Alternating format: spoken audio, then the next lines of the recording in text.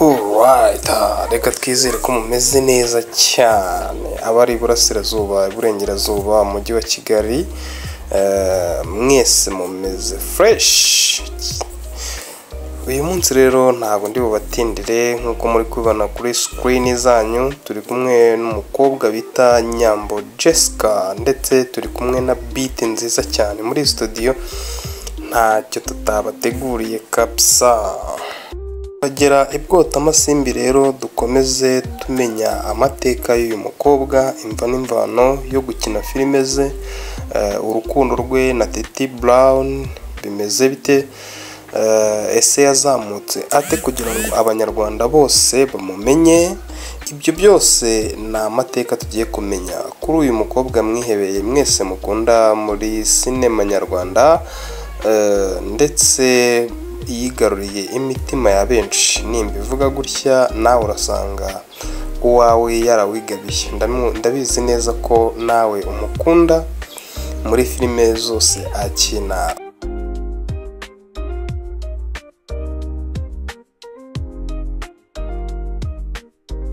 Mwite Nyambo Jessica, umukobwa wigaruriye imitima ya benshi nkuko nahoze mbibabwira, umukobwa wakuze wiyokereza runo, umukobwa wakuriye mu cyaro cy'Epfo kabisa, cya kindi kirutwa na Nyamasheke,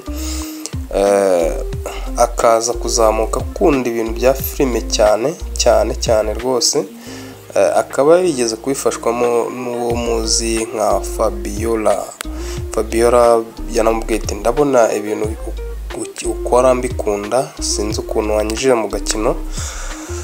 Fabiola nawe ntabwo yamubereye umwana mubi, yaramubwiye ati welcome kabisa, amahirwe mbona uyafite yuko wazamuka. Yes, naho Nyambo Jessica yatangiriye rwose yitinyuka, akina filime ya mbere irakundwa ndetse cyane.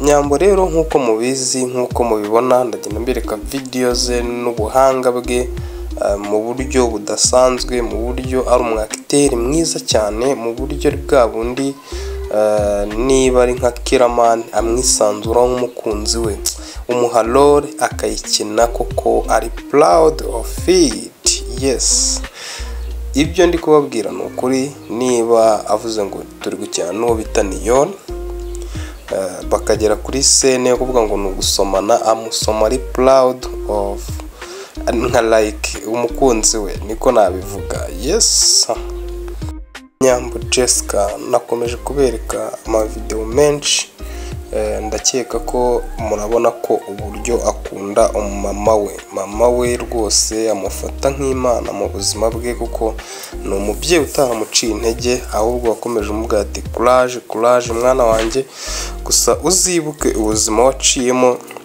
ntuzagere i Kigali ngo utangire wumve ko umujyi wawufashe rwose. Izo mpamba cyangwa se impamba nyina yamuhaye na n'ubu ngubu akaba akigenderaho.